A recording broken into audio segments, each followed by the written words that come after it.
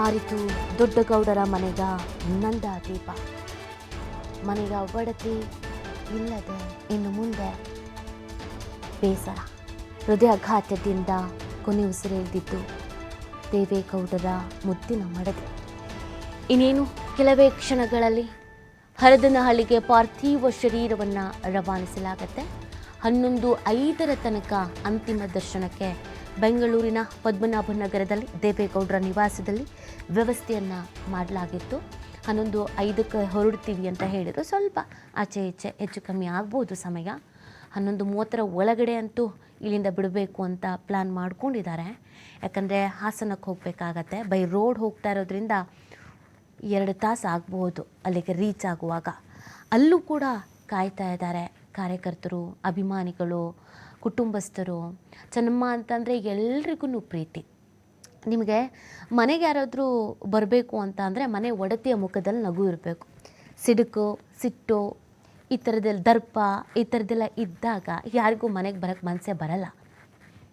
ನಮ್ಮ ಸಂಪ್ರದಾಯದಲ್ಲಿ ಏನು ಮಾಡಬೇಕು ಅದನ್ನು ನಾವು ನಾಳೆ ಹೋಗಿ ನಮ್ಮ ಕುಟುಂಬಸ್ಥರು ಎಲ್ಲರೂ ಕೂಡ ಪಾಲ್ಗೊಳ್ತೀವಿ. ಎಲ್ಲರೂ ಕೂಡ ಶಾಸ್ತ್ರೋಕ್ತವಾಗಿ ವಿಧಿವಿಧಾನವಾಗಿ ಎಲ್ಲ ಕಾರ್ಯಗಳನ್ನ ಮುಗಿಸ್ತೀವಿ. ನಮಗೆ ದೊಡ್ಡ ಒಂದು ಶಕ್ತಿ ಕಳೆದಂತಾಗಿದೆ. ನಾವು ದೇವೇಗೌಡರನ್ನ ಮಾತನಾಡಿಸ್ಲಿಕ್ಕೆ ಸಾಧ್ಯವಾಗ್ತಾ ಇರಲಿಲ್ಲ. ಅಂಥ ಸಂದರ್ಭದಲ್ಲಿ ಚೆನ್ನಮ್ಮರವರ ಕೈಲಿ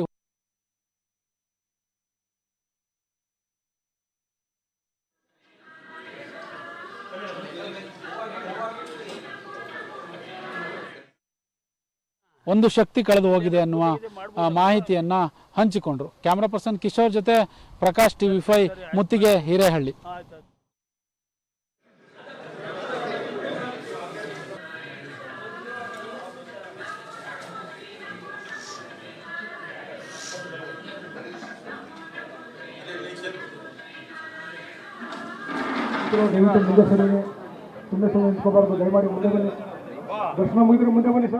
ತುಂಬ ಜನಕ್ಕೆ ನಾರ್ಮಲ್ ಆಗಿ ಗೊತ್ತಿರಲ್ಲ ಹೇಗಿರ್ತಾರೆ, ಅವರ ಒಡನಾಟ ಹೇಗಿರುತ್ತೆ, ಅವರ ಗುಣ ಸ್ವಭಾವ ಅನ್ನೋದು ಹೇಗಿರುತ್ತೆ ಅಂತ. ಅವರನ್ನು ಹತ್ತಿರದಿಂದ ಬಲ್ಲವರು, ಅವರ ಆಪ್ತರು, ಅವರ ಕುಟುಂಬಸ್ಥರಿಗೆ ಮತ್ತು ಅವ್ರ ಮನೆಗೆ ಆಗಾಗ ಹೋಗಿ ಬರ್ತಾ ಇರೋರಿಗೆಲ್ಲ ಗೊತ್ತಿರುತ್ತೆ. ಒಂದು ಸುದೀರ್ಘವಾದಂಥ ರಾಜಕೀಯ ಜೀವನ ದೇವೇಗೌಡರದ್ದು. ಕುಮಾರಸ್ವಾಮಿ ಅವರು ಕೂಡ, ನಿಖಿಲು, ಪ್ರಜ್ವಲ್ಲು, ರೇವಣ್ಣ ಎಲ್ಲರೂ ಕೂಡ ರಾಜಕೀಯ ಕ್ಷೇತ್ರದಲ್ಲಿ ಇದ್ದವರು. ಹಾಗಾಗಿ ಅಪಾರ ಸಂಖ್ಯೆಯಲ್ಲಿ ಅವ್ರ ಮನೆಗೆ ಹೋಗಿ ಬಂದವರ ಸಂಖ್ಯೆ ಜಾಸ್ತಿನೇ ಇದೆ. ಯಾವುದೋ ಒಂದು ವಿಚಾರಕ್ಕೆ, ಊರಿನ ಅಭಿವೃದ್ಧಿ ವಿಚಾರಕ್ಕೆ, ರಾಜಕೀಯ ಸಲಹೆ ಪಡ್ಕೊಳ್ಳೋದಕ್ಕೆ ಅಥವಾ ರಾಜಕೀಯವಾಗಿ ಚರ್ಚೆ ಮಾಡೋದಕ್ಕೆ ಅಂತ ಎಲ್ಲರನ್ನೂ ಅಷ್ಟೇ ಪ್ರೀತಿಯಿಂದ ಮಾತನಾಡಿಸ್ತಾ ಇದ್ದವರು ಚೆನ್ನಮ್ಮ. ರಾಜಕೀಯ ಏನೇ ಇರ್ಬೋದು, ಮನೆಗೆ ಬಂದವರಿಗೆ ನೀರು ಕೊಡಬೇಕು, ಊಟ ಮಾಡಿ ಅಂತ ಹೇಳಬೇಕು ಅನ್ನೋ ಥರದ್ದು ವ್ಯಕ್ತಿತ್ವ ಅವರದ್ದು.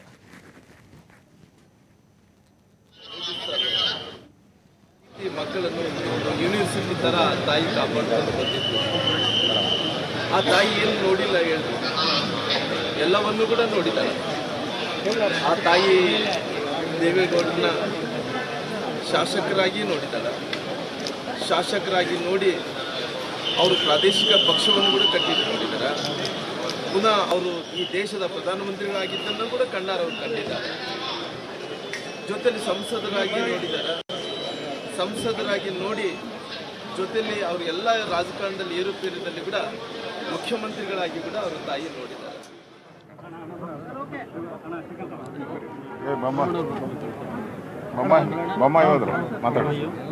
ದೇವೇಗೌಡರ ಸನ್ಮಾನ್ಯ ಹಿರಿಯ ನಾಯಕರು,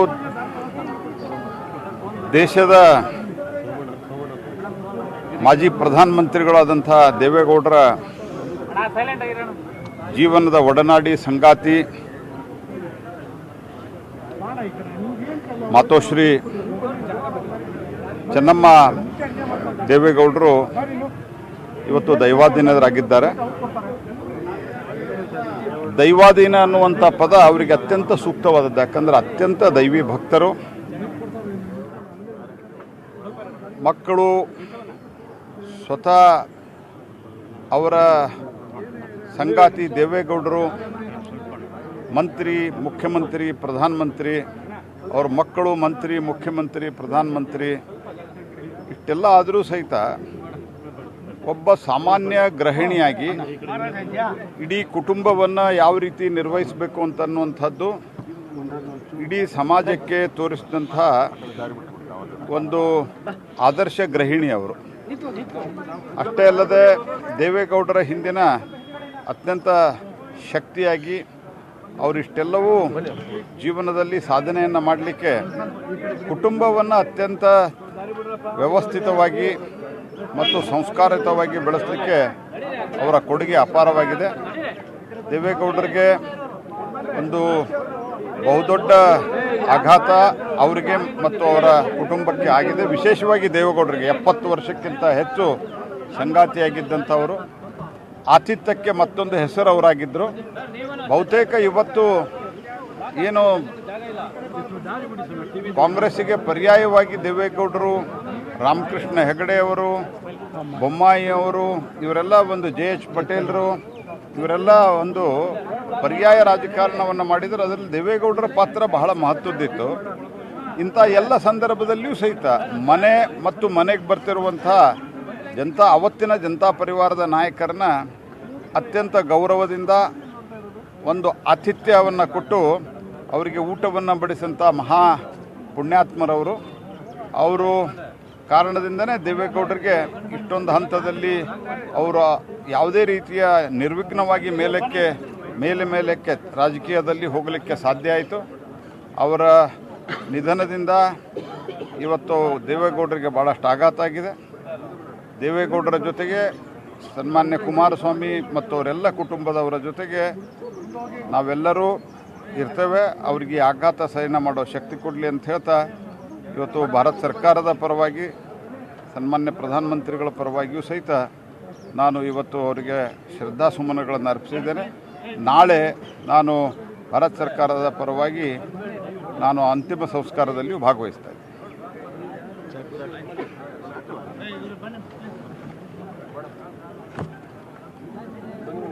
ಎಲ್ಲ ಹಳೆ ದಿನಗಳು ನೆನಪಾಗ್ತಾ ಇದೆ.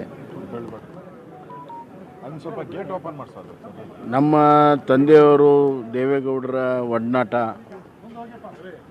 ಆ ಹಿನ್ನೆಲೆಯಲ್ಲಿ ಹಲವಾರು ಬಾರಿ ತಾಯಿಯ ಕೈಯಿಂದ ತುತ್ತನ್ನು ತಿಂದಿರುವಂಥ ನೆನಪು, ಆ ದೇವಸ್ಥಾನ, ಆ ಪ್ರಸಾದ, ಅವೆಲ್ಲವೂ ಕೂಡ ನೆನಪಾಗ್ತದೆ. ವಾತ್ಸಲ್ಯ ಮೂರ್ತಿ ಶ್ರೀಮತಿ ಚೆನ್ನಮ್ಮ ಅವರು ಒಂದೇ ಒಂದು ಹೇಳಬೇಕು ಅಂತಂದರೆ, ಆ್ಯಸಿಡ್ ದಾಳಿ ಆದ ಮೇಲೆ ನಾವೆಲ್ಲ ಬಹಳ ಜನ ಇನ್ನೇನು ಚೇತರಿಸ್ಕೊಳ್ಳಲ್ಲ ಅಂತ ನಾವು ತಿಳ್ಕೊಂಡಿದ್ವಿ. ಆದರೆ ಅದು ದೈವ ಕೃಪೆ ಮತ್ತು ಅವರ ಆತ್ಮ ಸ್ಥೈರ್ಯ. ಆ್ಯಸಿಡ್ ದಾಳಿಯಿಂದ ಹೊರಗಡೆನೂ ಬಂದರು, ಇನ್ನಷ್ಟು ಗಟ್ಟಿಯಾಗಾದರೂ ಮಂಥನವನ್ನು ಮುಂದೆ ನಡೆಸಿದರು. ದೇವೇಗೌಡರಿಗೆ ಒಂದು ದೊಡ್ಡ ಆಶ್ರಯ, ಒಂದು ಸ್ತಂಭವಾಗಿ ಎಲ್ಲ ಸುಖ ದುಃಖಗಳ ಏರುಪೇರುಗಳಲ್ಲಿ ಗಟ್ಟಿಯಾಗಿ ನಿಂತವರು ಚೆನ್ನಮ್ಮವರು. ಚೆನ್ನಮ್ಮವರ ಒಂದು ಅವ್ರ ನಡೆ ನೋಡಿದಾಗ ಇಂಗ್ಲೀಷಿನ ಗಾದೆ ಇದೆ, there is a woman behind every successful man ಅಂತ. ಸೊ ಇದು ಚೆನ್ನಮ್ಮವ್ರಿಗೆ ಹೇಳಿ ಮಾಡಿಸಿರುವಂಥ ಒಂದು ಗಾದೆ, there is a woman behind every successful man. ಹೀಗಾಗಿ ಇವತ್ತು ಚೆನ್ನಮ್ಮವ್ರನ್ನ ನಾವು ನೋಡುವಂಥ ದೃಷ್ಟಿ ತಾಯಿ ಸಮಾನ. ಇಡೀ ಕರ್ನಾಟಕದ ಜನರಿಗೆ, ತಾಯಂದಿರಿಗೆ ಸ್ಫೂರ್ತಿ ಕೊಡುವಂಥದ್ದು. ಎಂಥ ಕಷ್ಟ ಬಂದರೂ ಕೂಡ ಜೀವನ ಉತ್ಸವವನ್ನು ಎಂದೂ ಕೂಡ ಮರಿದಂಥವ್ರು. ಜೀವನ ಉತ್ಸವವನ್ನು ಯಾವಾಗಲೂ ಇಟ್ಕೊಂಡು ಸದಾ ಸಕಾರಾತ್ಮಕವಾಗಿ, ದೇವೇಗೌಡರಿಗೆ ಹಿನ್ನಡೆ ಆದಾಗಲೂ ಕೂಡ ಅವ್ರಿಗೆ ಸಕಾರಾತ್ಮಕವಾಗಿ ಧೈರ್ಯವನ್ನು ತುಂಬಿದ್ದು, ನಿಮ್ಗೆ ಒಳ್ಳೇದಾಗುತ್ತೆ ನಾಳೆ ಅನ್ನುವಂಥದ್ದನ್ನು. ಮತ್ತು ಅಮ್ಮ ಏನು ಪ್ರೆಡಿಕ್ಟ್ ಮಾಡ್ತಿದ್ಲು, ಏನು ಹೇಳ್ತಾಯಿದ್ಲು, ಅದು ಆಗ್ತಿತ್ತು. ಹೀಗಾಗಿ ಇಡೀ ಕರ್ನಾಟಕದ ತಾಯಂದಿರಿಗೆ ಒಂದು ಸ್ಫೂರ್ತಿ ಸೆಲೆಯಾಗಿ ನಿಂತಿದ್ದಾರೆ, ಮಾದರಿಯಾಗಿದ್ದಾರೆ. ಅಂಥವ್ರನ್ನ ಕಳ್ಕೊಂಡು ದೇವೇಗೌಡರ ಕುಟುಂಬ ಆಘಾತದಲ್ಲಿದೆ, ದುಃಖದಲ್ಲಿದೆ. ಅದರ ಜೊತೆಗೆ ಇಡೀ ಕರ್ನಾಟಕದ ಜನತೆಗೂ ಕೂಡ, ವಿಶೇಷವಾಗಿ ತಾಯಂದಿರಿಗೆ ಭಾಳ ದೊಡ್ಡ ಒಂದು ಹಿನ್ನಡೆ ಅಥವಾ ಹಾನಿಯಾಗಿದೆ, ಸಹಿಸಲಾರದಂಥ ನಷ್ಟ ಆಗಿದೆ. ಆ ಸಹಿಸುವ ಶಕ್ತಿ ಜನರಿಗೂ ಕೊಡಲಿ, ಆ ಕುಟುಂಬದ ಸದಸ್ಯರಿಗೂ ಕೊಡಲಿ.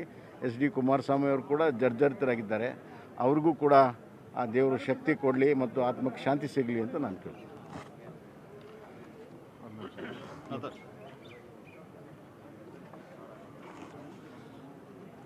ದಿವಂತರಾಗಿದ್ದಂಥ ಚೆನ್ನಮ್ಮವರು ನಮ್ಮ ಪದ್ಮನಾಭ ನಗರ ವಿಧಾನಸಭಾ ಕ್ಷೇತ್ರದಲ್ಲಿ ಭಾಳ ವರ್ಷಗಳಿಂದ ವಾಸ ಮಾಡ್ತಾರೆ. ನಾನು ಕೂಡ ಹಲವಾರು ಬಾರಿ ಮನೆಗೆ ಬಂದು ದೇವೇಗೌಡರ ಆಶೀರ್ವಾದಕ್ಕೆ ಬಂದಾಗ ಅವರು ನನಗೆ ಸಿಹಿ ಇರ್ಬೋದು, ಊಟ ಇರ್ಬೋದು, ಎಲ್ಲವನ್ನ ಕೊಟ್ಟಿದ್ದಾರೆ.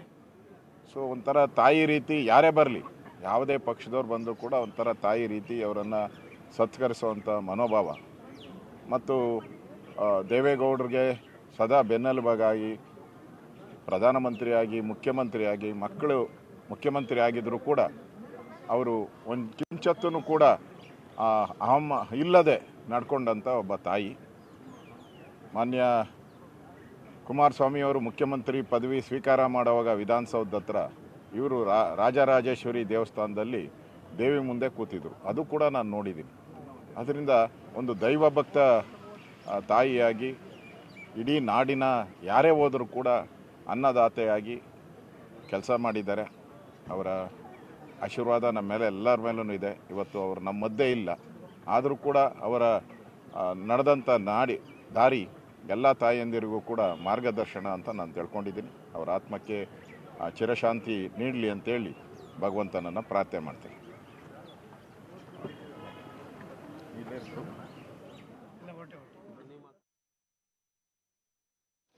ಶ್ರೀಮತಿಯಾಗಿ ಇದು ಆದಿ ದಂಪತಿಗಳಿಂದ